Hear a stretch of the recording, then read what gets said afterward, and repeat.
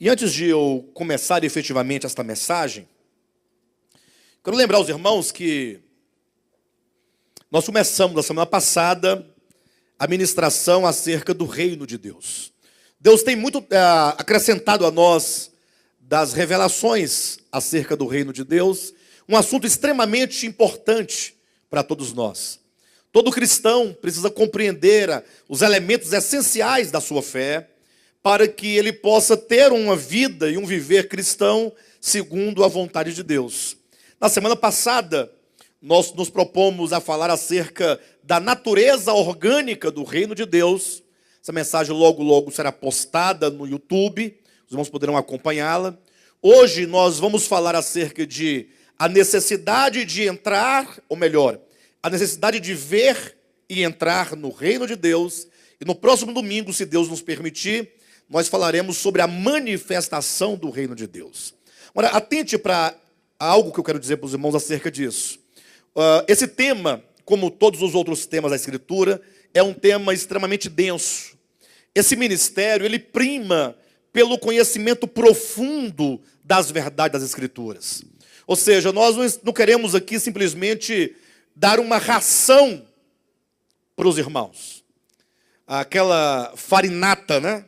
Como queriam fazer lá em São Paulo, fazer uma farinata e dar às pessoas pobres. O nosso objetivo nesse ministério é fornecer o maior número de informação possível no âmbito da compreensão acerca das principais verdades neotestamentárias. Ou seja, inicialmente, trazer isso à compreensão dos irmãos. Evidentemente que é um propósito também de que essa palavra alcance não somente a sua mente, mas que também alcance o seu coração e produza os efeitos necessários, no sentido de que a palavra chegue a cada um de nós no poder do Espírito Santo e gere todas as transformações possíveis. Por esta razão, porque os temas são muito profundos, são muito amplos, é que nós nos propomos a falá-lo, ou a falar os temas, geralmente em mais de uma mensagem. Então, eu poderia fazer o resumo do que é o reino de Deus e ministrar aqui numa única reunião. Mas haveria profundos prejuízos espirituais e de compreensão. Então, eu prefiro criar alguns tópicos, a natureza orgânica, ministrar num domingo. Posteriormente, no próximo domingo, como no caso hoje, falar acerca da necessidade de ver o reino de Deus e de entrar no reino de Deus. E num outro dia, falar acerca da manifestação do reino de Deus. Ocorre, portanto, que os irmãos precisam acompanhar, portanto, esse desenvolvimento temático. Ou seja, que você escute, caso não tenha escutado ainda, a mensagem do domingo passado, que você escute hoje, que você escute o próximo domingo, para que você tenha a compreensão do todo. Dê a mim a chance de expor aquilo que eu gostaria de expor na sua totalidade. Eu digo isso porque nessa semana, eu conversando com um membro deste ministério, eu fiquei um pouco surpreso pelo que eu ouvi. O irmão me disse o seguinte, que ele estava um pouco triste em razão da saudade que ele tinha de alguns anos atrás desse ministério, e eu pedi que ele colocasse quais os pontos, os aspectos que eram bons, que foram abandonados, que foram, que nós deixamos de lado. E ele me colocou que um dos aspectos seria o fato de eu estar agora, nesses últimos dias, ministrando algumas palavras que, segundo ele, não estaria de acordo com a verdade de Deus. Pense você comigo.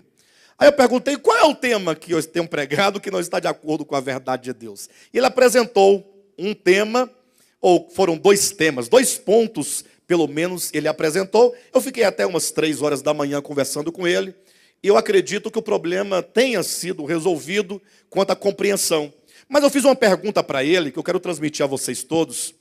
Eu perguntei assim, caso eu esteja falando algo que vocês não estejam compreendendo, primeiro, por que não há compreensão?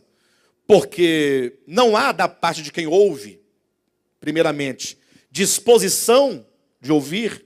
Porque às vezes eu digo algo, e talvez aquilo que eu diga vá de encontro ao seu conceito de verdade. Isso é natural. É natural. Mas aí logo a pessoa se fecha ali no seu coração e ela não quer mais escutar aquilo. E embora ela continue ouvindo, ela não está escutando. Ou embora esteja escutando, não esteja ouvindo. Faltou-lhe a disposição de ouvir a exposição. Sim ou não? Ou talvez, eu perguntei para essa pessoa, não seria o fato ou o caso de a pessoa não estar acompanhando o ministério? A pessoa não vem na quarta-feira, a pessoa não sabe o que é o querigma, a pessoa vem aos domingos a cada 3 meses. Como compreender?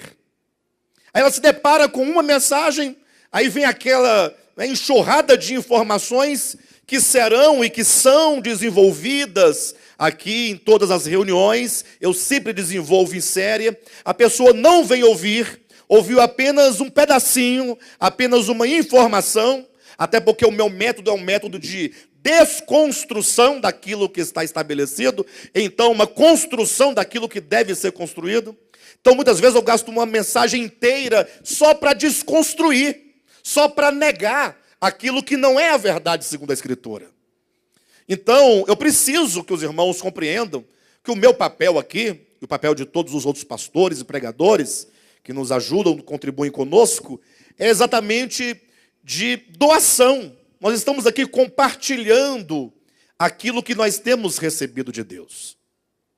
A questão de haver mudança eventual no entendimento desta ou daquela verdade, ora, os irmãos acham isso estranho? Eu acho estranho é uma pessoa se converter a Jesus Cristo, ficar 40 anos, que no caso seria a minha idade, 40 anos com a mesma revista da escola dominical, com os mesmos textos áureos, com a mesma formação e a mesma compreensão. Eu pergunto, só para os irmãos terem uma ideia, em qual âmbito da sua existência, da sua vida, você não evoluiu quanto à compreensão acerca de tantas coisas? Ou você continua ainda pensando que bicho-papão existe? Você continua tendo medo de lobisomem, de mula sem cabeça? Você continua acreditando na história dos 3 porquinhos? Você continua com a mesma ideia de quando você tinha 3, 4, 5, 6 anos de idade? As histórias de Trancoso, de Pedro Malazarte? Até hoje você continua? Você não evoluiu? Se você está engessado, então há de se preocupar. Então deve haver um problema. Queridos, o crescimento espiritual, ele é determinado por profundas mudanças. Mudanças de conceitos são necessárias. Lógico que essas mudanças, elas devem ocorrer de maneira sólida, de maneira que você tenha uma verificação nas Escrituras. Não é simplesmente mudar por mudar, ou por algum capricho, não.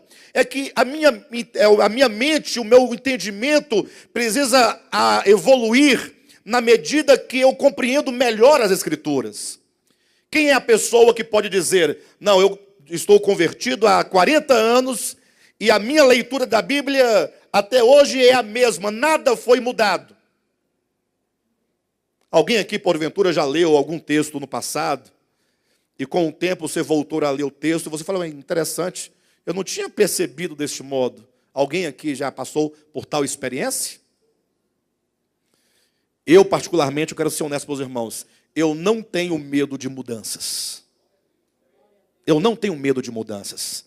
Agora, eu tenho medo de me deparar com a verdade que se revela diante de mim, e eu endurecer o meu coração por mero dogmatismo, por estar conformado com o modelo atual, e falar, não, eu prefiro ficar tranquilo, porque toda mudança produz sofrimento, transtornos, dificuldades. Se você for, por exemplo, se nós formos mudar aqui a disposição dessas cadeiras, então vai dar um ribuliço no primeiro momento. Não vai ou não vai? Sim ou não? Vamos colocar essas cadeiras de maneira, a disposição diferente. Então, quando começar a fazer essa mudança, gera um movimento, gera uma coisa um pouco estranha, mas logo, logo se acalma. Então, queridos, este ministério é o ministério que prima pela revelação da verdade de Deus. Esse ministério acredita que essas revelações, embora elas sejam reveladas pelo Espírito da verdade, mas elas encontram sustentação em toda a Bíblia Sagrada, em toda a Escritura Sagrada. Não são verdades que alguém dormiu e sonhou, ou o anjo desceu do céu, uma visão, uma visagem, nada disso. São verdades que são reveladas na medida em que nós lemos as Escrituras e elas vão se tornando cada vez mais claras para nós. E, portanto, os irmãos sabem que eu sempre estive à disposição da igreja. Nunca neguei aos irmãos tempo para poder conversar acerca das verdades. Qualquer um de vocês, até uma criança, pode falar: pastor, eu preciso conversar com você acerca de tal assunto.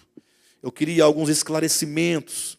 O Senhor falou acerca disso e eu não compreendi. Ou então eu compreendi, mas eu não concordei. E talvez eu não tenha concordado por não ter compreendido da maneira correta. Então, podemos conversar?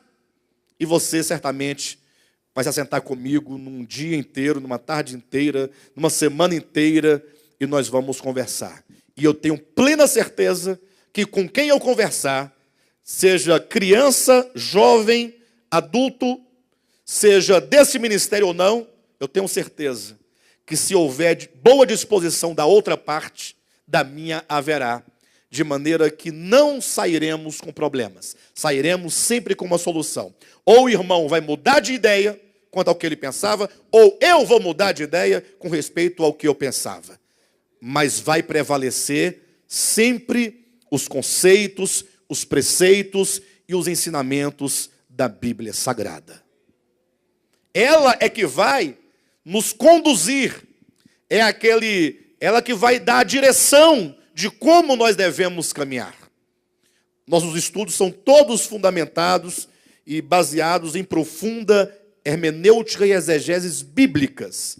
Então eu quero que você descanse. Pode descansar. Agora você não deve descansar quando porventura você ouvir algo e aquilo que você ouvir não tiver fundamentação dentro da Escritura. É preciso que haja da minha parte e da parte de todos os irmãos disposição para compreender. Se não houver disposição, se você for uma pessoa dogmática, se você preferir ficar vivendo uma vida sem muito movimento, sem muitas mudanças, você quer ficar engessada, então não há o que se fazer. Mas se você estiver interessado, aqui é o lugar. Amém, amados? Só queria falar isso para os irmãos, para que todos fiquem bastante à vontade no que diz respeito à palavra que é ministrada aqui neste ministério. Tá bom? Tá bom? Glória a Deus.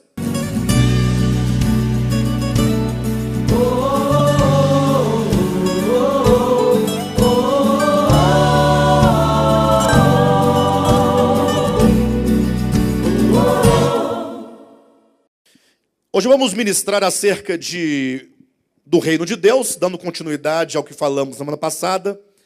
Nós falamos na semana anterior acerca da natureza orgânica do reino. Hoje falaremos sobre ver e entrar no reino de Deus. Quero, portanto, buscar aqui o texto em que o próprio Cristo apresenta essa necessidade de ver e de entrar no reino de Deus.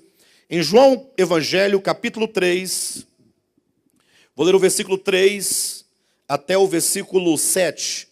São palavras de Cristo que responde a Nicodemos, quando este o procurou de noite, chamando-o de mestre, vindo da parte de Deus, né? Diz assim no versículo 3: a isto respondeu Jesus: em verdade te digo, que se alguém não nascer de novo, não pode ver o reino de Deus. Está na sua Bíblia? Não pode ver o reino de Deus. Perguntou-lhe Nicodemos: como pode um homem nascer sendo velho? Pode porventura voltar ao ventre materno e nascer segunda vez? Respondeu Jesus: em verdade te digo, quem não nascer da água e do Espírito não pode entrar no reino de Deus. Está na sua Bíblia, entrar no reino de Deus? No versículo 3 está ver o reino de Deus. No 5 está entrar no reino de Deus. Versículo 6, o que é nascido da carne é carne, e o que é nascido do Espírito é Espírito. Não te admires de eu te dizer, importa-vos nascer de novo. Queridos, semana passada nós começamos a falar sobre o reino de Deus, e só lembrando os irmãos, nós falamos acerca da natureza orgânica do reino de Deus. Um aspecto importante que foi tratado, que foi apresentado, e que é preciso que você compreenda, é que o reino de Deus não se limita a nenhuma das instâncias em que ele se manifestou ao longo da história. Ou seja, embora nós saibamos que a igreja é o reino de Deus, mas o reino de Deus não se resume à igreja. Sabemos que o povo de Israel no Antigo Testamento era o reino de Deus naquele tempo, mas o reino de Deus não se reduz à nação de Israel. Tampouco se resume a Noé, a sua descendência, tampouco a Adão. O reino de Deus não é algo que se estabelece enquanto uma organização. Quando dizemos a natureza orgânica do reino de Deus, queremos dizer que o reino de Deus é a própria presença da divindade na sua criação, e essa presença que é o Espírito, é a lei do Espírito de vida, essa presença imanente em tudo criado, que estabelece a lei da vida, que estabelece a ordem de todo o cosmo. Quando nós olhamos e percebemos que a criação de Deus é uma coisa maravilhosa, tudo está sob o controle de Deus. Nada foge desse controle. Reino de Deus é todo o território criado por Deus, no qual Deus, de alguma maneira, em algum nível, exerce controle, exerce domínio, exerce poder.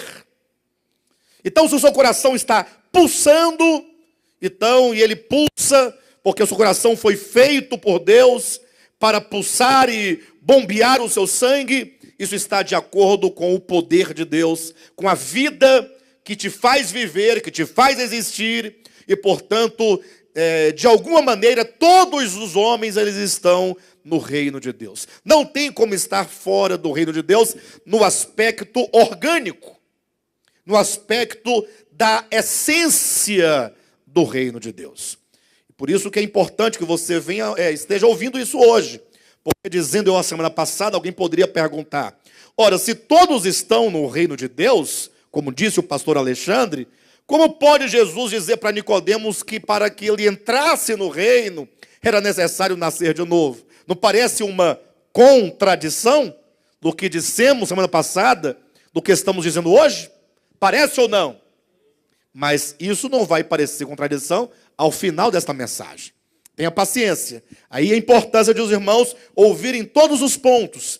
Isso porque nós estamos começando lá do princípio. Como que Deus criou todas as coisas. E para nós ficarmos fixos numa ideia mais elementar, vamos pensar tão somente quando Deus, havendo criado a terra ou recriado toda a terra, criou o homem ali no Éden. O homem foi criado perfeito. Conforme está em Eclesiastes capítulo 7. É bom que você anote e verifique. Versículo 29. Deus criou o homem reto. Deus criou o homem perfeito. Deus criou o homem bom.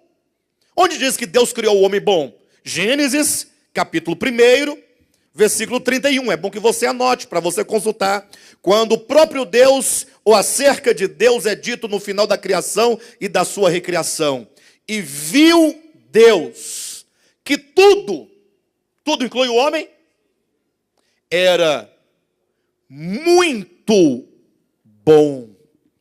Nós cremos pela própria Escritura que todas as coisas procedem de Deus. Você não somente foi criado à imagem de Deus. O homem não somente foi criado à semelhança de Deus, mas ele procede de Deus. Deus é o nosso Pai, aquele que nos gerou. E, portanto, nós trazemos conosco a natureza divina. E a grande prova, o próprio texto de Moisés, ainda que rudimentar, é claro, criou Deus o homem do pó da terra. Mas até então não existia, não tinha vida, não respirava, não tinha inteligência, até que Deus soprou-lhes nas narinas o fôlego de vida. Sabe o que significa o sopro de Deus? O ruá de Deus, ou que seja o pneuma de Deus, soprou-lhe o Espírito de Deus.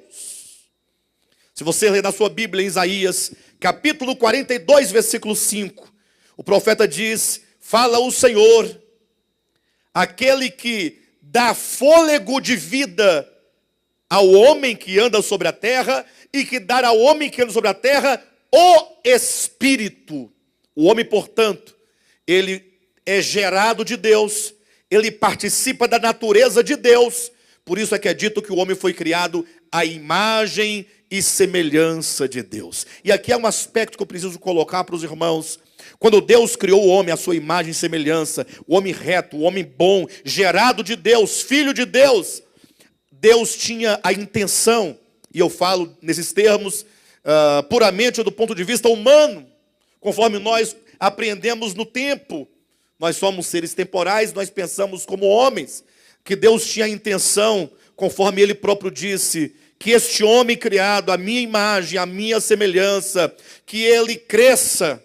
Então Deus queria que este homem crescesse, crescer em volume, e que ele se multiplicasse, na medida que o homem fosse gerando outro homem, e fosse ali as famílias crescendo, este homem estaria crescendo ao ponto de encher toda a terra. Ou seja, Deus queria que o homem enchesse a terra da imagem de Deus e da semelhança de Deus. Ou seja, que a terra fosse cheia da expressão de Deus. Ou, para ser mais preciso, num termo bíblico, ou estritamente bíblico, que a terra se enchesse de quê? Da glória de Deus. A terra cheia da glória de Deus. Mediante o quê? Mediante o homem crescido e multiplicado. Portanto, a glória de Deus é um dos aspectos do reino de Deus. O reino de Deus tem um aspecto de mostrar Deus, de revelar Deus, de expressar os ricos atributos da divindade por intermédio do homem. Mas há um segundo aspecto. Deus disse: tenha ele domínio sobre todas as coisas. Ou seja, que esse homem tenha o domínio sobre os peixes do mar, as aves dos céus, os animais selváticos, os animais domésticos, ou seja, tenha ele domínio sobre toda a terra. E, portanto, o homem foi criado para reinar. O homem foi criado para governar. O homem foi criado para dominar sobre a terra.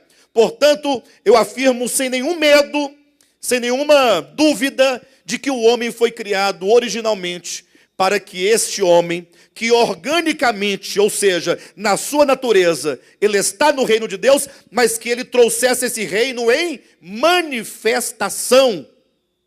Este era o propósito de Deus. Que o homem, né? Alguém pode perguntar: pastor, mas Deus não sabia da queda? Não, mas esse é outro departamento, eu estou tratando ponto a ponto. Quando Deus cria, disse: tenha ele domínio. Ele diz: enchei a terra da minha imagem, da minha semelhança. É assim que nós olhamos. Essa era a intenção. Digamos que o homem tivesse cumprido com esse propósito. Digamos, trabalhamos hipoteticamente. Então o reino de Deus encheria a terra. Mas isso não ocorreu. Não ocorreu não porque Deus quisesse que não ocorresse. E ocorreu, embora Deus soubesse que ocorreria, ele não pode ser o culpado ou o responsável pelo fato de não ter ocorrido aquilo que não ocorreu, ou que deveria ter ocorrido. O homem, ele não atendeu à vontade de Deus. E está aqui um grande problema. Está aqui o nosso problema. Está aqui o meu problema. Está aqui o seu problema. Conhecer a vontade de Deus e, conhecendo, buscar o cumprimento desta vontade de Deus. O Evangelho de João, no capítulo 1, diz que quando a luz brilhou na consciência humana, quando a vida de Deus, que é a luz dos homens, resplandeceu-lhe no entendimento. Ou seja, quando o homem se deu conta de si mesmo enquanto um ser no mundo, quando o homem se entendeu como uma criatura inteligente, quando o homem se deu conta do outro, o seu próximo, e pôde reconhecer na criação os atributos de Deus, a divindade de Deus, quando ele pôde ver na criação o eterno poder de Deus, quando o homem se deu conta de que há um Deus, de quem nós procedemos, a quem devemos amar, a quem devemos servir, o que aconteceu? O homem tomou por livre iniciativa, se eu puder usar esse termo, eu diria que o homem usou da sua liberdade, usou do seu livre-arbítrio para não servir a Deus. O homem deu as costas a Deus. E o homem então tomou um caminho da independência. É aquilo que nós chamamos a queda do homem. E eu quero convidar vocês a lerem comigo 2 ou 3 textos bíblicos que narram como se deu no interior do homem a sua queda.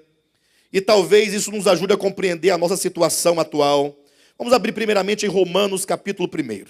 Romanos capítulo 1, versículo 19 em diante. Acompanhe na sua Bíblia. Volte seus olhos e o seu coração. E deixa Deus te mostrar algo. Porque o que nós estamos lendo aqui não é algo do passado. Embora eu esteja falando da queda de Adão, mas essa queda de Adão se atualiza em cada ser humano que vem ao mundo. A queda de Adão não foi única. E a queda de Adão não foi definitiva. A queda de Adão é uma queda que continua a ocorrer em cada ser humano que nasce. A decisão de Adão de viver por si mesmo, ela ocorre em cada um que vem ao mundo. Porque Adão caiu e eu fiquei todo... Não culpe Adão. Eu já ouvi muito esse argumento. Que culpa que eu tenho se Adão comeu daquela árvore? Para de bobagem. A queda de Adão é a minha queda, porque eu tomei as mesmas decisões, o mesmo caminho, o mesmo rumo, e não raras vezes me permito ir na mesma direção que Adão quando caiu. Romanos capítulo 1, versículo 19. Porquanto o que de Deus se pode conhecer é manifesto entre eles, porque Deus lhes manifestou. Porque os atributos invisíveis de Deus, assim o seu eterno poder, como também a sua própria divindade, claramente se reconhecem desde o princípio do mundo, sendo percebidos por meio das coisas que foram criadas. Primeiro ponto que eu quero mostrar para os irmãos. Os animais, os vegetais, os minerais, ou seja, as criaturas infra-humanas, não têm tal conhecimento de Deus. Somente o homem, uma criatura terrena, terrestre ou terrena por excelência, é que tem o conhecimento de Deus. Conforme esses versículos que acabamos de ler, nenhum homem pode falar: eu não conheci a Deus. Eu não ouvi o Evangelho. Porque o Evangelho foi pregado por quem? Por Jesus Cristo, quando esteve aqui na terra enquanto homem, não foi? Mas foi anunciado ao mundo inteiro através de Mateus, Marcos, dos evangelistas, dos apóstolos e mesmo do apóstolo Paulo posteriormente.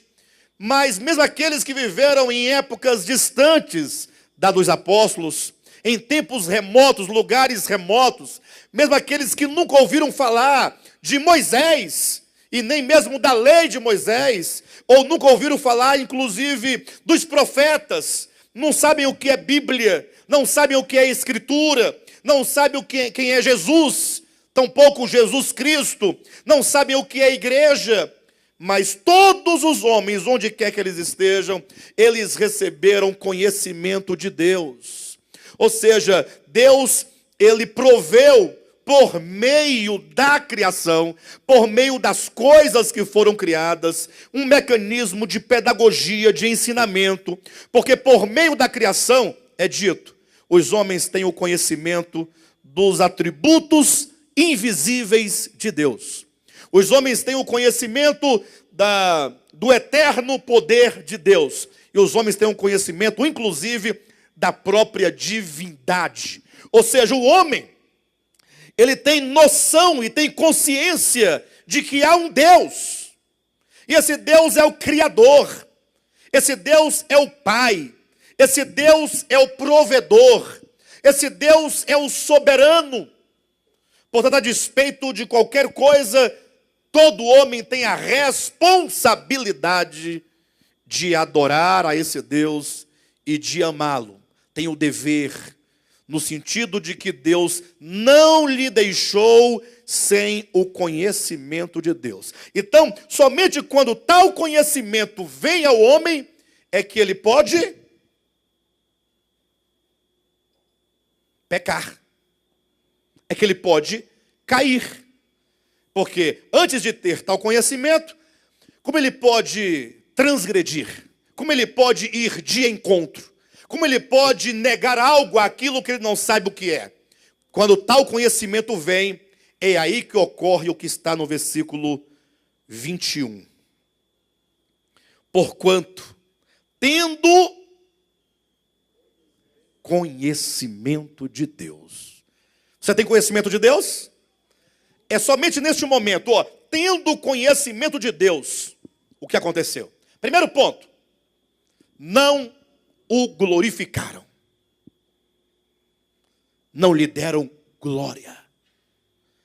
Olha o que o texto diz. Não o glorificaram como Deus. Não deu a Deus o devido lugar. Então a primeira coisa que ocorre ao homem é ele tendo conhecimento de Deus, sabendo de Deus, fala bobagem. Mas você não pode fazer isso. Ele é Deus, Ele é o Criador, Ele é o eterno, único, absoluto, soberano. Ele é a vida. Nós devemos tudo o que temos, tudo o que somos a Ele. E esse homem diz, não, para de bobagem. Se eu posso ter a minha própria vida, se eu posso viver por mim mesmo, se eu posso glorificar a mim mesmo, por que eu vou dar a outro a glória? A resposta é simples. Não o glorificaram como Deus. Somente Ele é Deus. Nenhuma criatura é Deus. Todo problema do universo, no que tange a queda, seja de anjos ou de homens, começa neste ponto. Quando você olha a Deus, ou para Deus, e você começa a tirar dele aquilo que lhe é devido. Não dar a Ele a glória devida. Não é sem razão que na oração do Pai Nosso, Jesus ensina dizendo, quando orardes, orareis assim, Pai Nosso que estais nos céus, livrai-nos do mal, porque Teu é o reino e a glória. O Teu é o reino, Teu é o poder e a glória para sempre. Amém. É esse reconhecimento. Mas o homem não deu a glória devida. Nem lhe deram graças. Nem lhe deram graças. Faltou o reconhecimento de que Deus é fonte de todas as coisas boas. Alguém aqui pode me falar alguma coisa boa que você experimentou hoje? Quando você acordou, seus olhos se abriram, você respirou. Isso é bom? De onde veio isso? Alguém pode falar alguma coisa boa? Quem comeu arroz? Comeu arroz? Que maravilha. Gente, um arroz feito no óleo e no alho. Quem sabe refogar um arroz, para o arroz ficar com aquele cheiro de alho, soltinho, brilhoso. De onde vem? Tem um texto que eu já li com vocês várias vezes, mas eu quero ler de novo, enfatizando esse aspecto de dar graças. Qual é o significado de dar graças? Primeiro livro das Crônicas, capítulo 29. Daqui a pouco a gente volta para cá. Dar graças. Dar graças. Esse texto ele se situa exatamente no momento em que Davi separava ouro, prata e bronze para a construção do templo, para ser o templo de Deus. Olhem para mim por um momento. Davi está separando ouro, prata, bronze, pedras, várias riquezas materiais para construir uma casa para Deus. Lógico, partindo do ponto humano, né? a intenção de Davi de construir uma casa para Deus, conforme a visão do Antigo Testamento.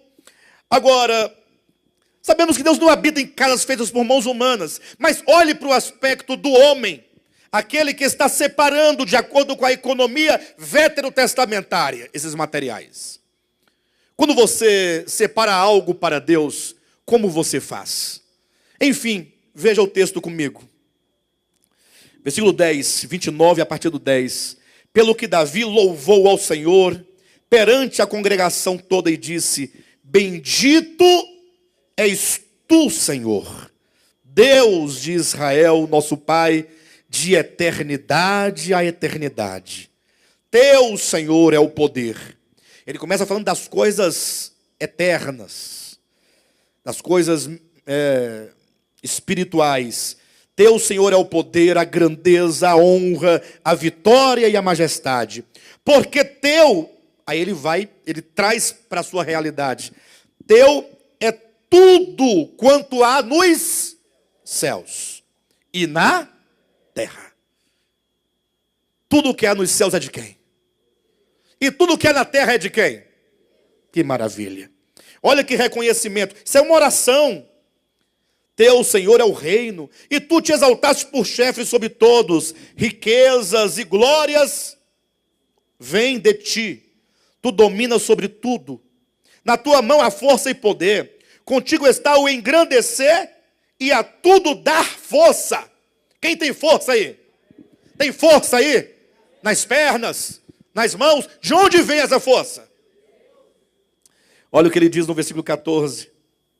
O versículo 13. Agora, pois, ó nosso Deus, graças te damos e louvamos o teu glorioso nome. Porque quem sou eu?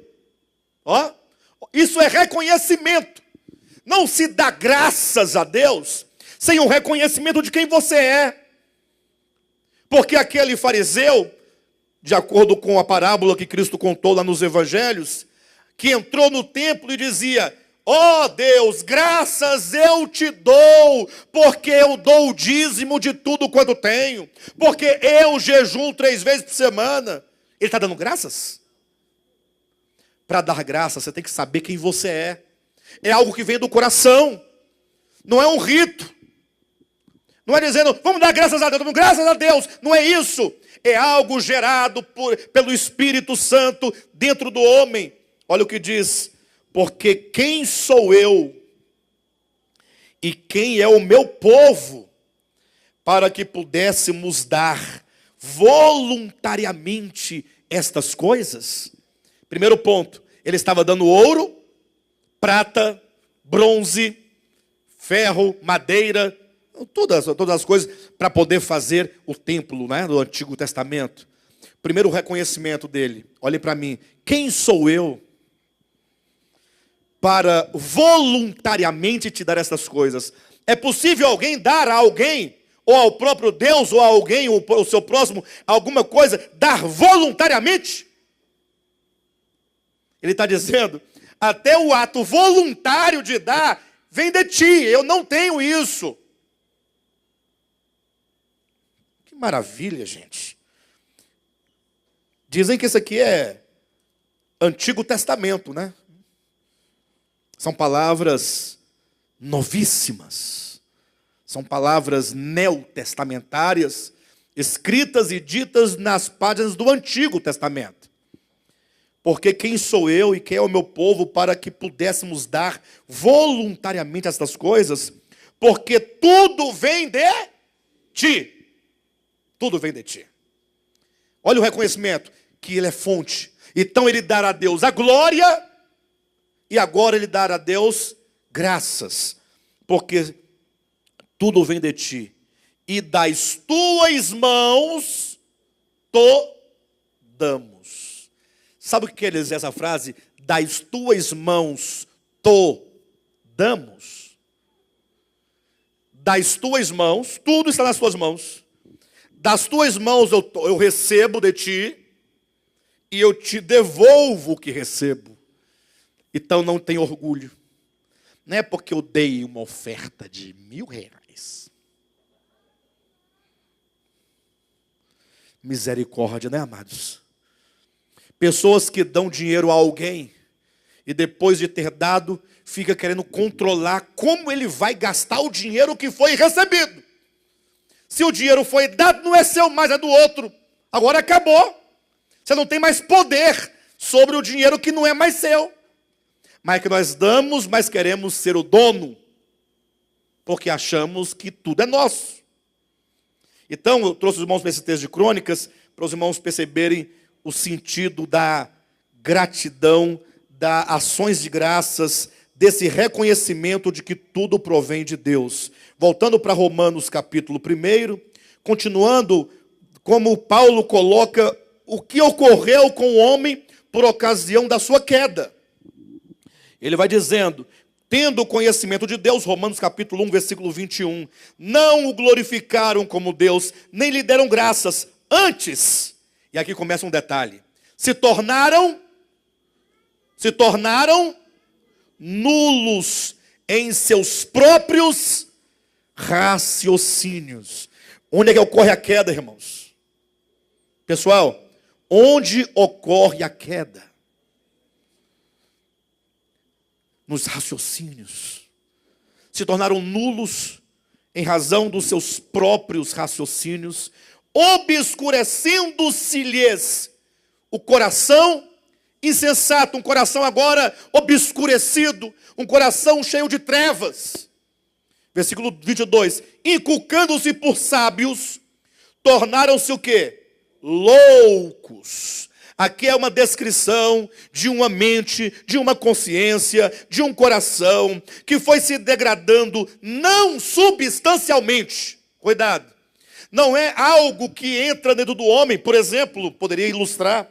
Vejam, aqui eu tenho uma substância dentro desse copo, não temos? É água. Eu vou tomar essa água.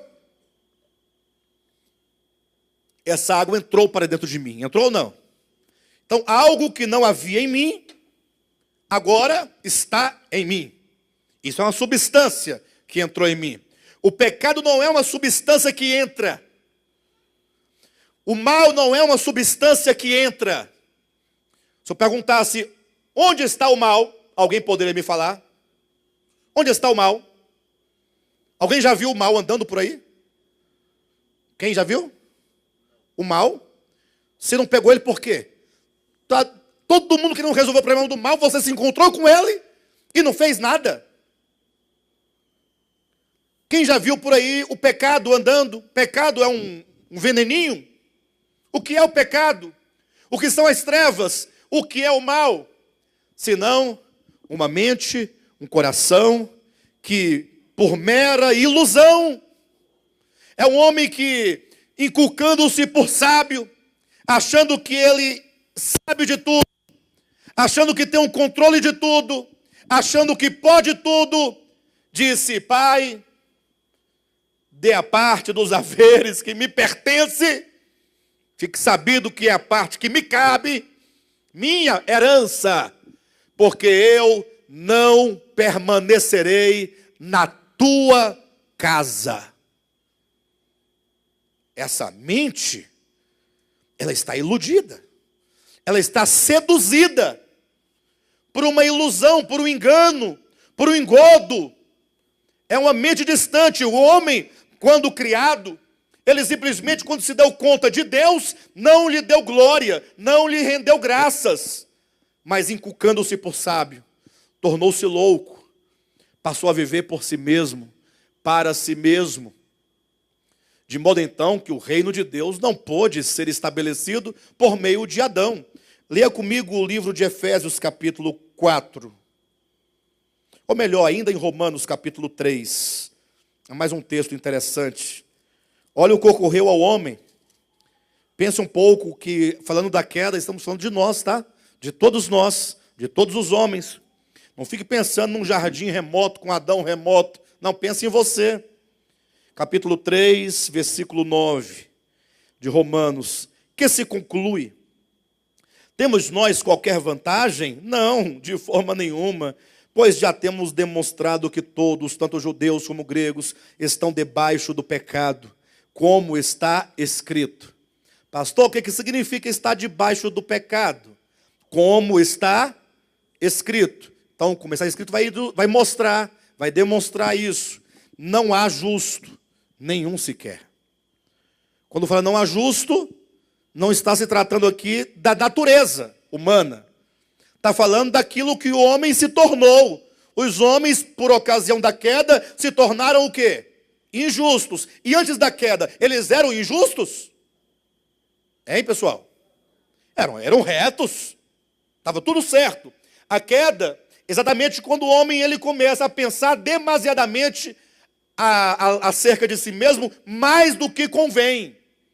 E aí ele começa na sua loucura, nas trevas do seu coração obscurecido. Não há justo nenhum sequer. Não há quem... Versículo 11. Antes do busque. Não há quem entenda. Vocês entendem? Não há quem entenda. Se você quiser falar, diga, eu preciso entender. Eu preciso entender. Não há quem busque a Deus. Você busca a Deus? Pense. Todos se extraviaram. Todos saíram do caminho. Existe um caminho, mas o homem deixou esse caminho. Ele criou o seu próprio caminho. A uma se fizeram inúteis. Se tornaram nulos pelos seus próprios raciocínios. Se fizeram inúteis. Não há quem faça o bem.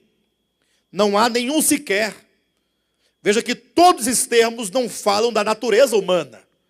Eles falam do comportamento humano, do procedimento humano, aquilo que o homem está a realizar em razão da falta de compreensão das coisas divinas.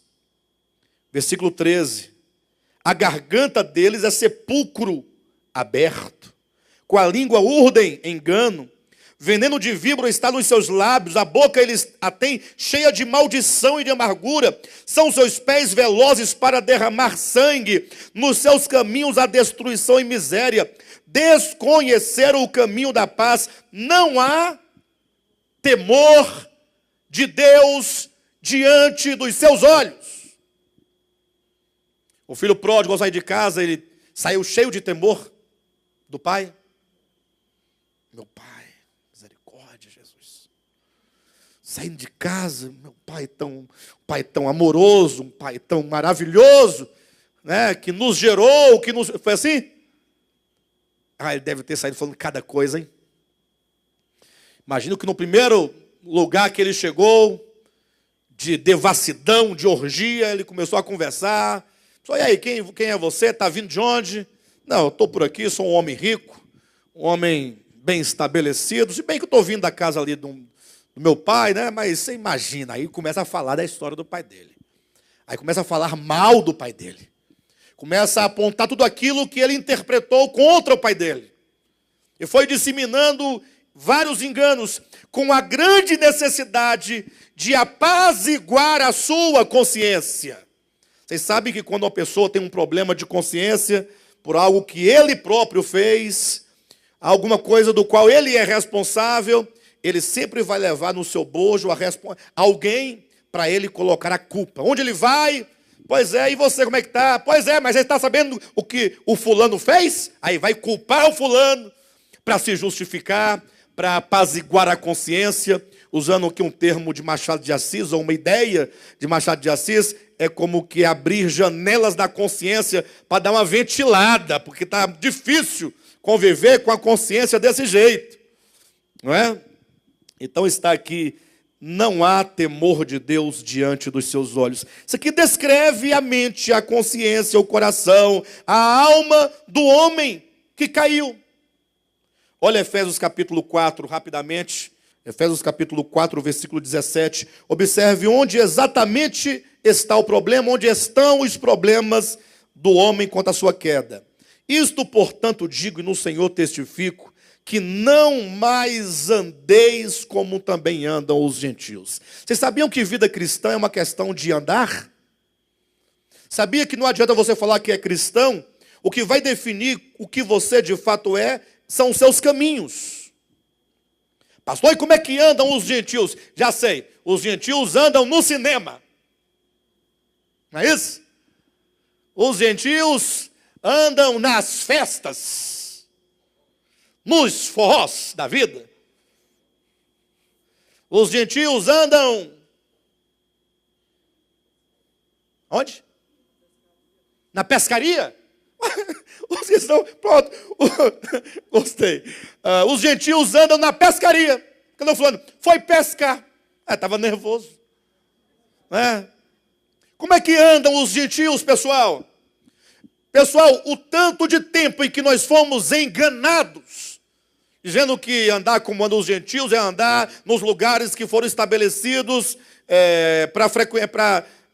estabelecidos pela igreja, ou melhor, nos lugares que foram chancelados como mundo, né? Mundo. Mas veja o que significa andar como anda um gentio. Não mais andeis como também andam os gentios, vírgula. Primeiro, na vaidade dos seus próprios pensamentos. Onde é que está o problema do gentio? Pensamentos vaidosos. Um pensamento cheio de vaidade é aquele que pensa além do que convém acerca de si mesmo. Nós temos que dizer, olha, de mim mesmo não sou nada. Sou limitado. De mim mesmo não posso respirar. Não posso me alimentar, não posso existir. Não fosse Deus na minha vida, porque tudo vem dele. Mas os gentios, na vaidade de seus pensamentos, como Adão, quando decide viver por conta própria, porventura não está com os pensamentos vaidosos e cheio de vaidade?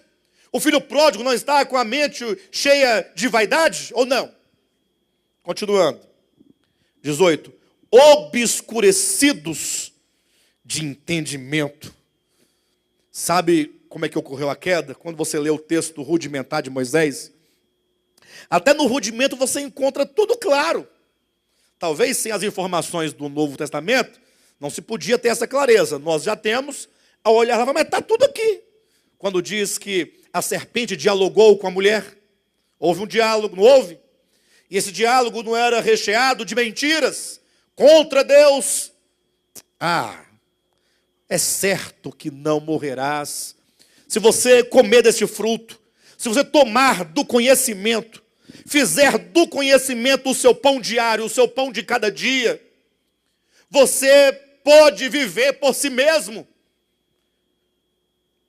Foi entendido isso, tendo isso claro na sua mente, que essa é uma grande mentira, foi que Jesus de Nazaré, quando tentado pela mesma serpente, disse, não só de pão viverá o homem, mas de toda a palavra que procede da boca de Deus. Ou seja, eu não vivo somente de entendimento, de conhecimento do meu próprio braço, da minha própria capacidade, eu vivo de Deus, por Deus. Por isso que ele venceu a serpente. Então, essas mentiras todas, aquele diálogo, e aquele diálogo da mulher com a serpente, imagine lá no texto de Moisés, uma árvore, uma serpente enroscada, e a mulher na frente conversando. Isto acontece com todos os homens, inclusive com você. A serpente dentro, no entendimento, arrazoando, conversando, te convencendo de que você pode ser negligente, que não acontece nada. De que você pode amar a Deus apenas dizendo que ama, mas efetivamente não precisa amar, porque não vai acontecer nada com você. É certo que não morrerás, vai morrer. Pode vir calvinista, pode vir, o próprio Calvino pode ressuscitar e voltar e dizer, não morre. A palavra diz, morrerás. Se viver por meio de si, morrerás. Paulo diz em Gálatas capítulo 6, versículo 7. De Deus não se zomba. Atenção, porque aquilo que o homem semear. Alguém, é difícil de entender? Aquilo que o homem semear, isso também ceifará. Não adianta, você não vai colher aquilo que você não plantou. E para que não reste dúvida, o apóstolo continua, porque aquele que semeia para a carne, da carne colherá o quê? Corrupção. Não adianta teologizar para resolver o problema, que está claro o texto. E aquele que semeia para o Espírito, do Espírito colherá o quê? Vida eterna. Não se colhe vida eterna semeando para a carne. Não tem jeito. Então, lá no Éden, no texto de Moisés, é claro, como que a serpente dialogando, esse diálogo nunca cessou, está em todos os homens, em todos os corações, em todas as mentes, enganando. Por isso que é dito aqui no capítulo 4, versículo 18, obscurecidos de entendimento. É um entendimento que, embora seja entendimento, está obscurecido. Tem muitas distorções, muitos sofismas, muitos enganos que operam no entendimento da pessoa. Isso é queda do homem. Diz o texto: alheios à vida de Deus. Olha aí. Alheios à vida de Deus. Eles têm a vida de Deus? Sim ou não? Porém, tendo, vivem alheio. Vivem como se não tivessem. Poucos se importam. Não querem saber. E vivem alheios à vida de Deus por causa de quê? Porque eles não a têm? O que diz o texto bíblico? Por causa da ignorância em que vivem pela dureza do seu coração. Isso é queda do homem. A queda do homem não está em Gênesis 3, está em Gênesis 3, 4, 5, 6, está hoje aqui, está em todos os homens, em todos os lugares. Como diz, a queda do homem se atualiza em cada ser humano que vem ao mundo. Portanto, atenção, o reino de Deus não pôde vir por meio de Adão, lá no início. Ele não se manifestou. O reino de Deus, ele é organicamente. Mas ele precisa de quê? De uma atividade, de uma manifestação. O reino de Deus não veio. O que aconteceu? Deus então aguardou, a terra foi se enchendo de pecados e de violência, não foi? Capítulo 6 de Gênesis, o que aconteceu? Chegou a tal situação que foi uma situação insuportável, o mundo foi destruído por água, veio o dilúvio e Deus, vendo aquele juízo iminente e irreversível, salvou a quantos? A quantos? Salvou a 8? Ou eu poderia dizer, quantos foram salvos? 8. Mas ele salvou a quantos? Quantos foram convidados a entrar na arca? A arca está aqui, pessoal, ó, vamos entrar. 8 pessoas foram salvas. Efetivamente, 8 pessoas foram salvas. Saindo da arca, Noé, a Gênesis capítulo 9, Deus faz uma aliança com quem? Com Noé. Qual a aliança?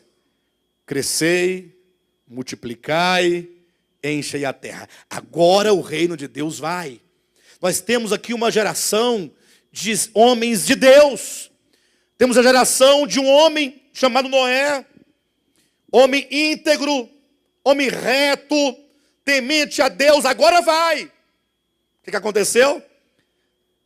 De Sem, Cã e Jafé, os 3 filhos, chegou até o capítulo 10 de Gênesis, após quase 300 anos depois do dilúvio, já era um grande povo, veio a grande rebelião, quando se deu a ocasião da construção da cidade da Torre de Babel. O que os homens fizeram?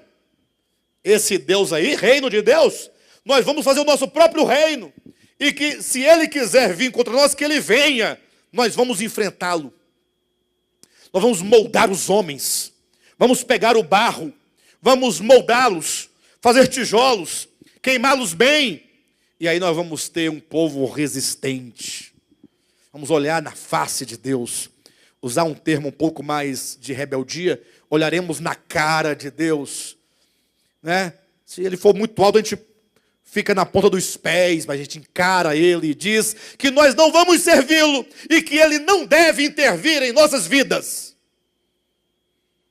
O que aconteceu? Deus disse a Abraão: sai daí, esse povo não tem jeito. Vem cá, Abraão.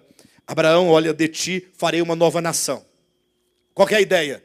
Agora o reino de Deus será o quê? Manifestado em Abraão, Isaque e Jacó, uma nação santa, ou seja, separada. Deus apareceu a Abraão, a Isaque, a Jacó, por fim apareceu para Moisés, tudo certinho, o povo está ali, vamos agora fazer o reino de Deus. Vocês serão o reino de Deus. Vós me sereis um reino de sacerdote, uma nação santa, eleita, particular. Deus será o seu povo, Deus será o seu Deus e vocês o povo de Deus. Tudo certo? O que aconteceu com a nação de Israel? Eles tinham a lei, a Torá, tinha a Bíblia, todos tinham a Bíblia? Digamos que sim, no sentido de que a lei estava para todo o povo de Israel. Aí vieram os profetas, está lá os livros dos profetas, todos eles. Eles tinham a lei e os profetas? Sim ou não? Tinham os salmos, eles eram a igreja daquele tempo, eles trouxeram e manifestaram o reino de Deus por meio deles. Eu ouvi um sim. O povo de Israel trouxe a plenatividade, manifestação e expressão do reino de Deus. Onde na Bíblia se leu isso? O povo de Deus, ou melhor, o povo de Israel, a história deles, toda a história, do início ao fim, é história de escravidão. E até quando não estavam escravos de alguma nação, eram escravos de si mesmos, dos seus próprios pensamentos, corações, dos seus pecados. Até que então veio Cristo.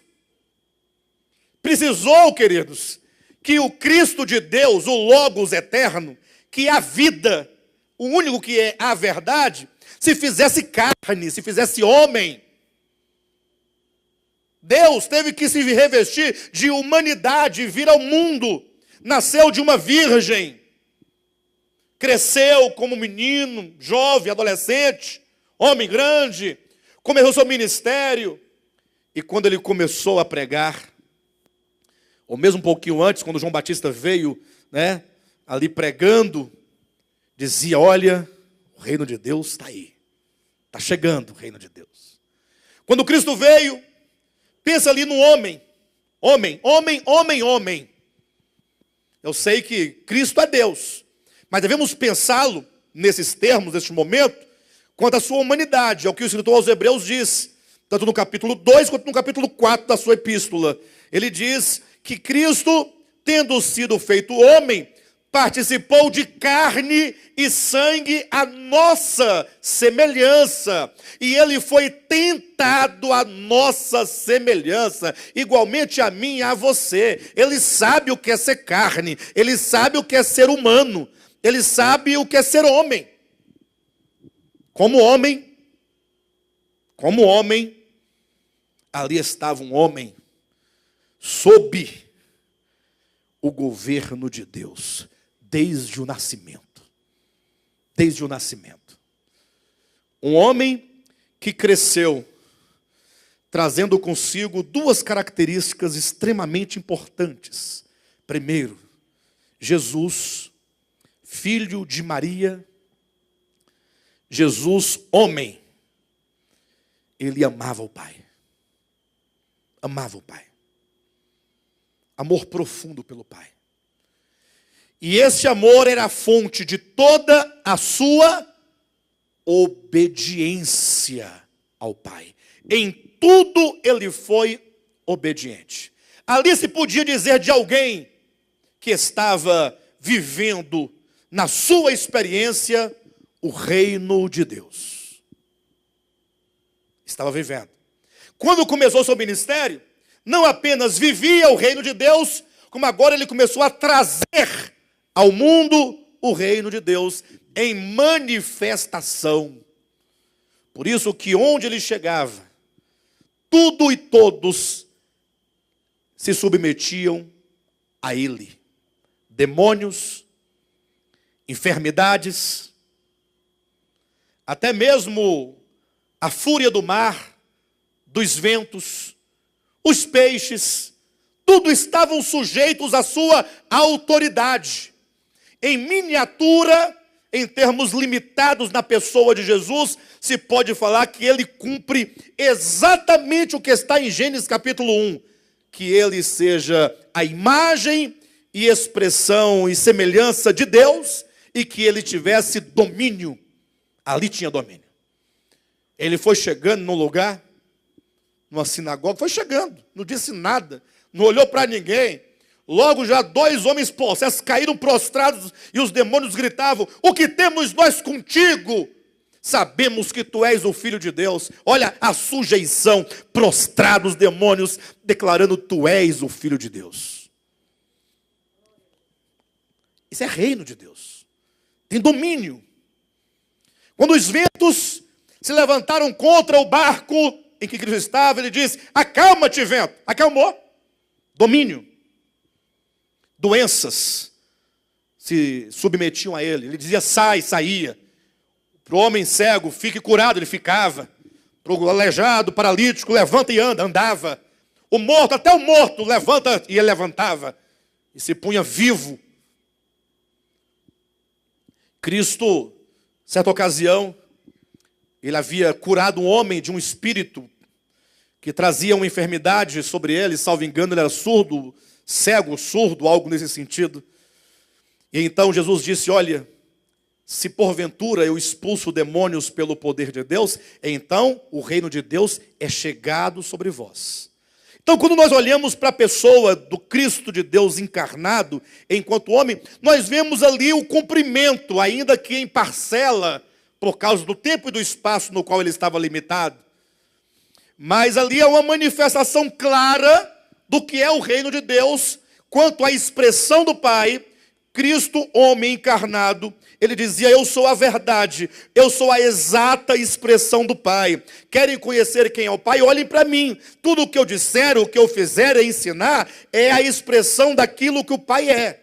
Ninguém jamais viu a Deus. Para de bobagem. Eu sou o caminho, eu sou a verdade. Ele manifesta e expressa o Pai exatamente como é o Pai. Quando um dia Filipe disse: Senhor, mostra-nos o Pai, e isso nos basta, ele disse: mas Filipe, quem vê a mim, vê o Pai. É a mesma coisa, é a expressão exata, é a verdade. Mas o reino não podia estar limitado a Jesus. Por isso que ele veio conclamando os homens para ver e entrar nesse reino.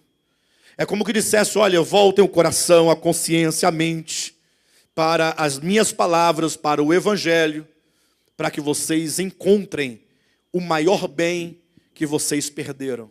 O homem, desde a sua queda, ele perdeu, ou ele se perdeu do reino de Deus. Embora ele tenha a vida de Deus, que é a lei do Espírito de vida do reino de Deus nele, ele vive alheio a esta vida, conforme Efésios capítulo 4, versículo 17 e 18. Ou seja, o homem simplesmente perdeu a noção do que é Deus, a noção do reino de Deus.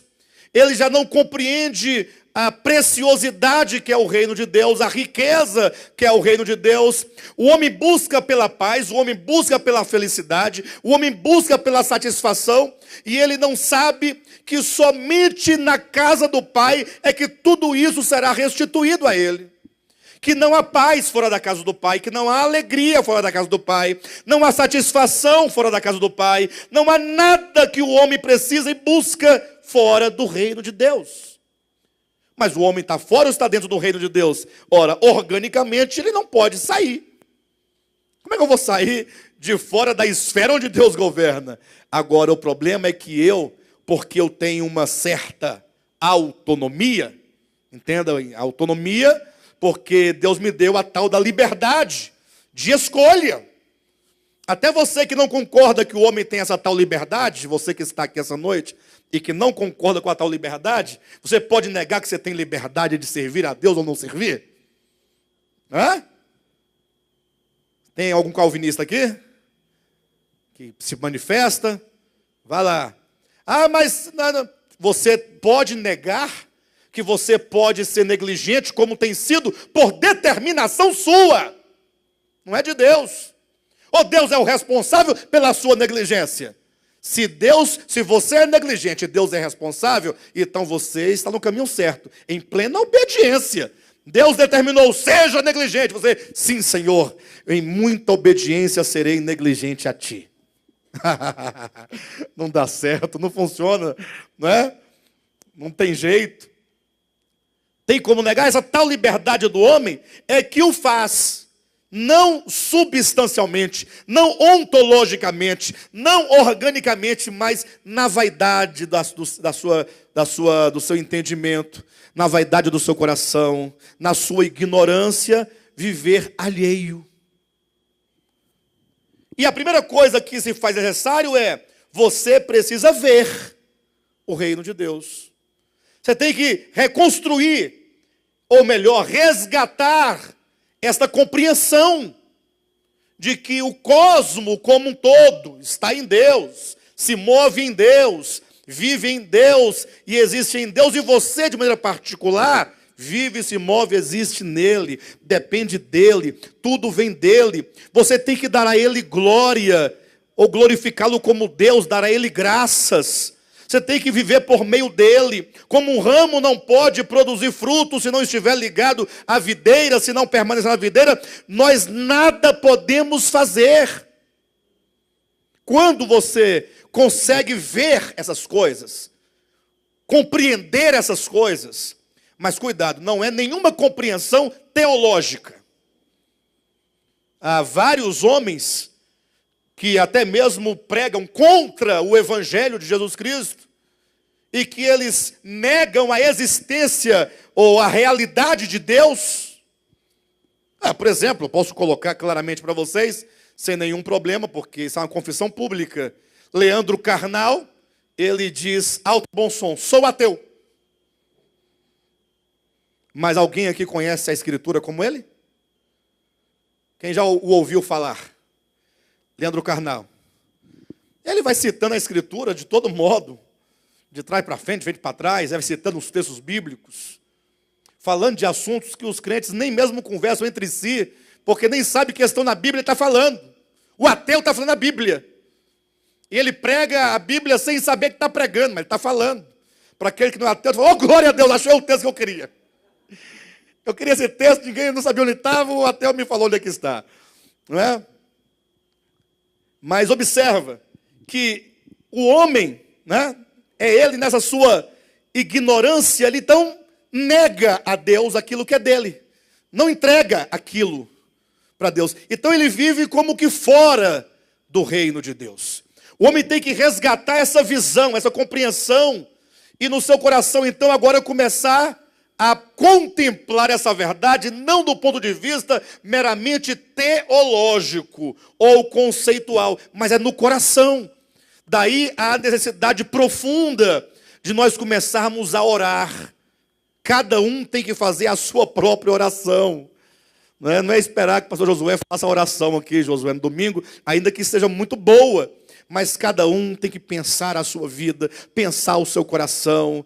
Tem que fazer, como diz o apóstolo Paulo em 1 Coríntios capítulo 11, cada um tem que julgar a si mesmo e começar a considerar como é que eu estou em relação a Deus. E aí você vai começar a ganhar uma visão espiritual acerca do reino de Deus. Quando você começar a ver o reino de Deus no coração, em verdade, você começa a entrar na realidade na experiência do reino de Deus, a usufruir de todas essas bênçãos.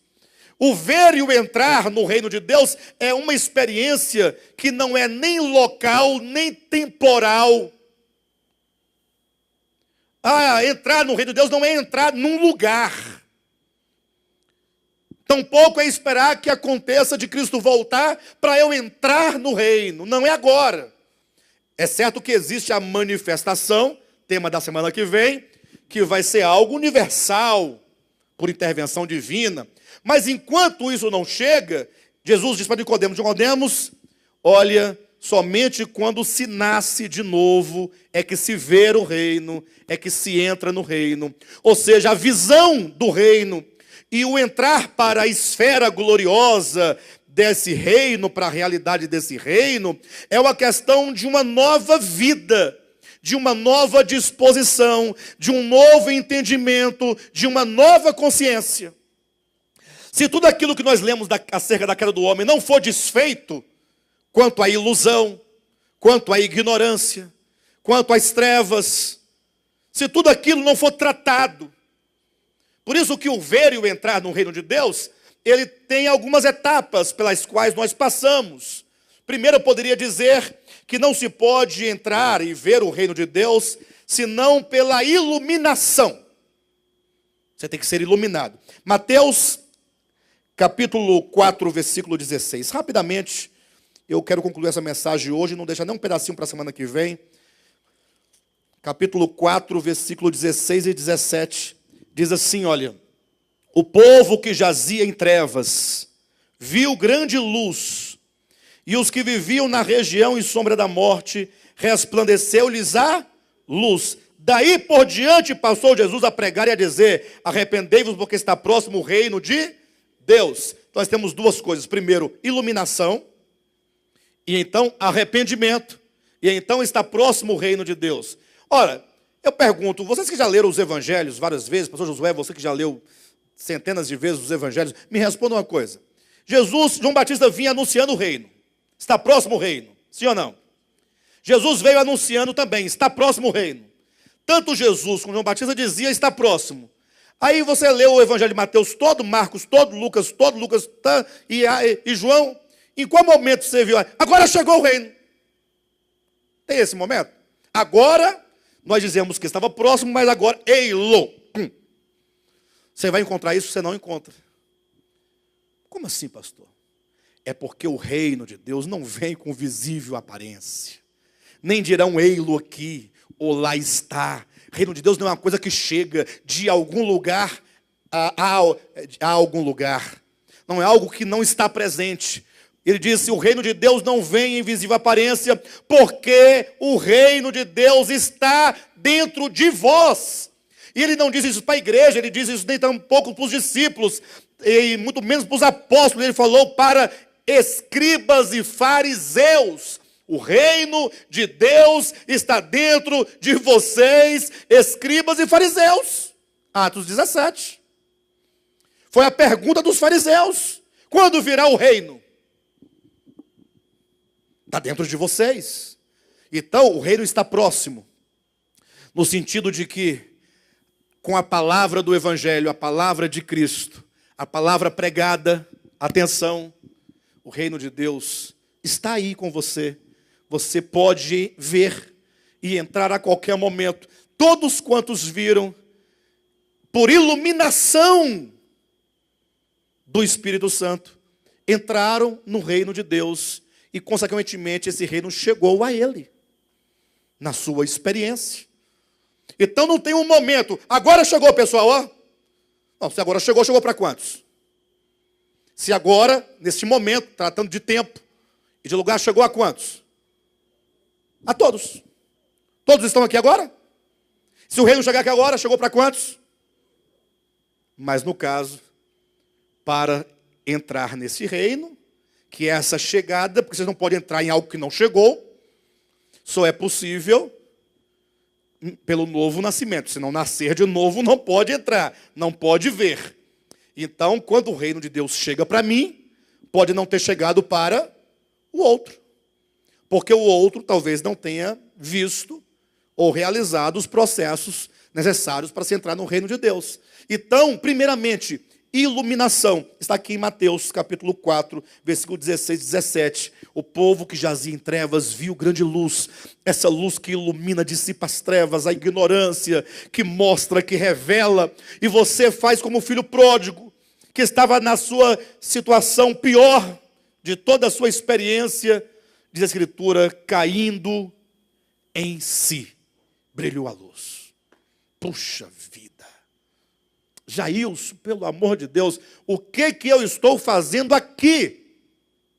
Se na casa do meu pai tem pão com fartura, olha a luz, mostrando. Agora ele sabe que o pai é fonte abundante de alimento.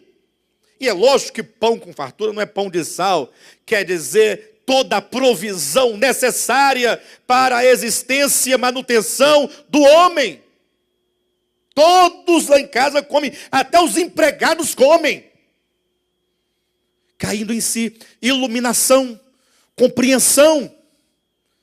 Este que viu, mesmo estando longe ainda, da casa no sentido da parábola, que havia um caminho todo a percorrer, em direção à casa do Pai. Esse caminho e essa distância, não é distância em metros, em quilômetros, mas é uma distância que se percorre na sua própria experiência, de se tratando pouco a pouco no coração e na consciência, desconstruindo tudo o que fora feito por causa da queda do homem ao longo de todos os tempos.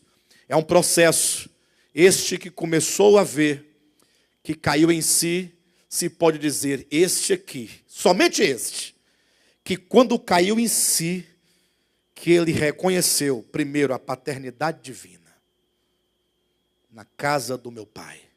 Ele reconheceu a provisão divina, tem pão com fartura. Meu pai, ele entendeu e percebeu a misericórdia, voltarei. Este homem pode falar, é aquele homem que encontrou o tesouro escondido.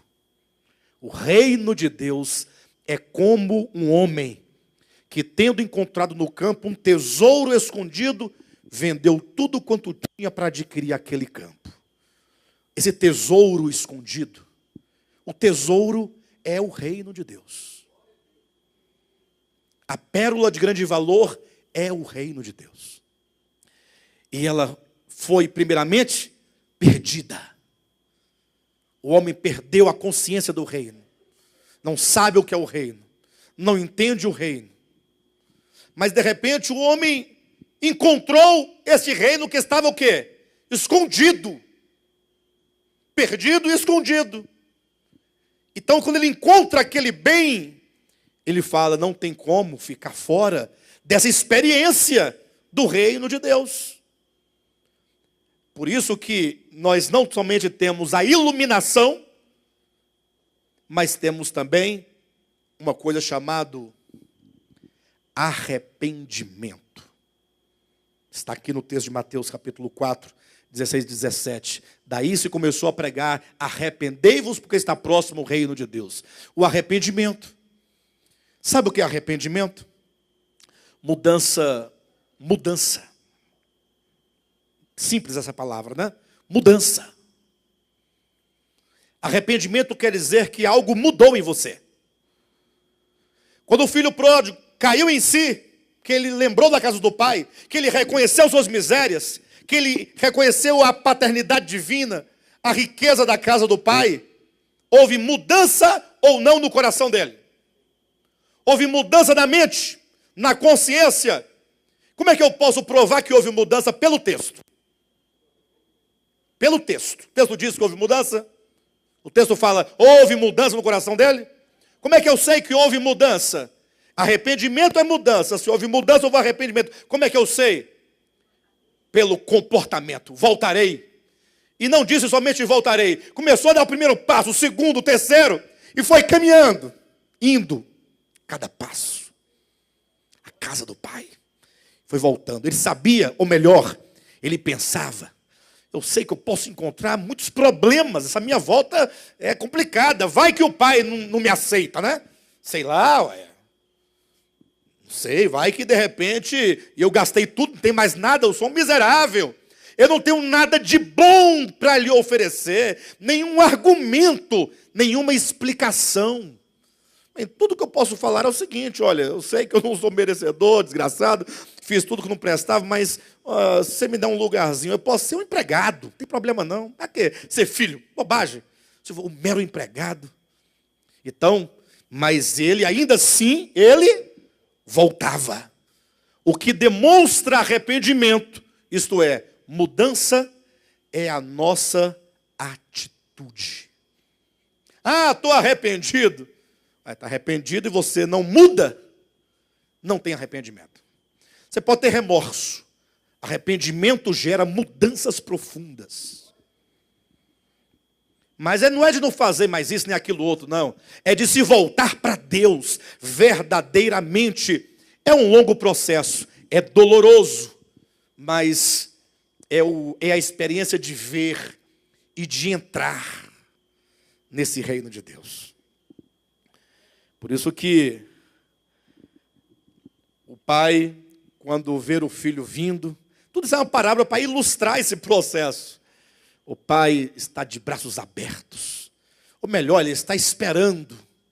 Está ali na porta, olhando pelo caminho.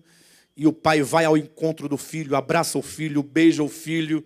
Não quer nem saber do que o filho tem a justificar. Não tem nada para ser justificado, porque o pai já perdoou tudo. Tudo perdoado. O pai, Deus é amor, ele é incapaz de falar assim: vem cá, mas e a conta, e a dívida? E o nome da família? Ele é incapaz de fazer isso. Embora tenha, isso exista, ou não existe? Esses problemas existem.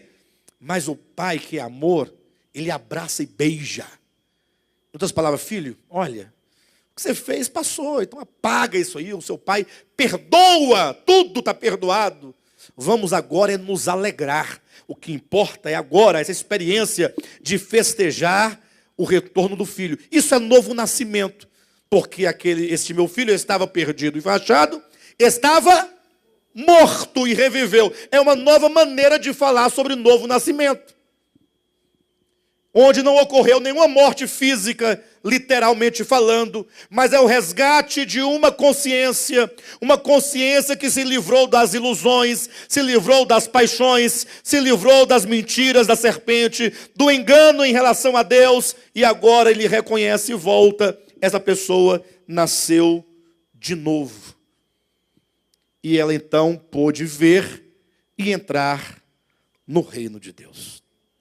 Eu tenho muito a falar sobre esse assunto, tenho vários pontos aqui, mas o essencial está dito, tá bom? Eu quero convidar vocês a essa experiência de reino de Deus. Que tal? Você se identificou em algum momento da mensagem com este homem caído, perdido, que não dá a glória de Deus, a glória devida, que não dá graças, mas que como louco se perdeu?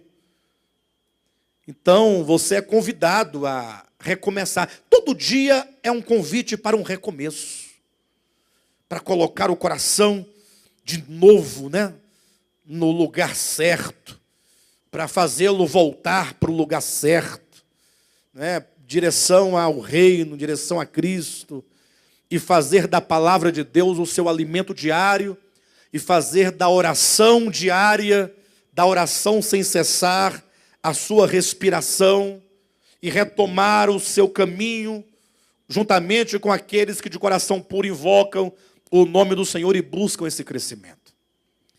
Vocês todos são convidados a esse retorno, fazer dessa palavra uma experiência real. Arrependimento é algo que se experimenta a partir do momento que você tem o primeiro sinal de que você já reconhece que há algo errado. Já é uma mudança, porque reconhecer já é admitir. Admitir já é mudar alguma coisa, já é um processo. Então faça disso a sua oração, porque certamente nós teremos essa experiência do reino de Deus. Amém? Glória a Deus.